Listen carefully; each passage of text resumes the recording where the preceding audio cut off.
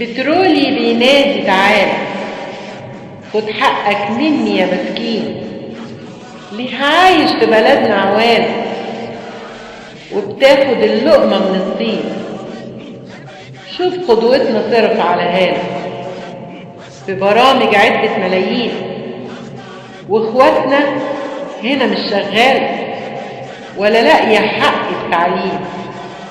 عزومات وسهرات ودور وغلابة عالباب طابور، ويجيبوا فساتين عبر بحور، والمساكين مش لاقية الفول. سهرانة بتلف وتدور من أجل تمن الدكتور. لو كان ده الإمبراطور كانوا وقفوا دكاترة طابور.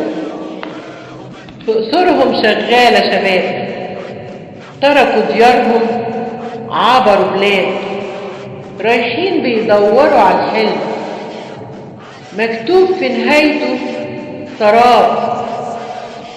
فاكرينهم الأهل ملاك طلعوا قلع من الجلاد، بيعذبوا في المغتربين وضميرهم الأعمى مات.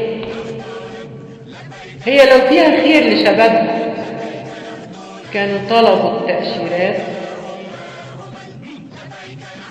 كلمات الشاعر عمرو الكاشف، أداء صوتي أماني فكري.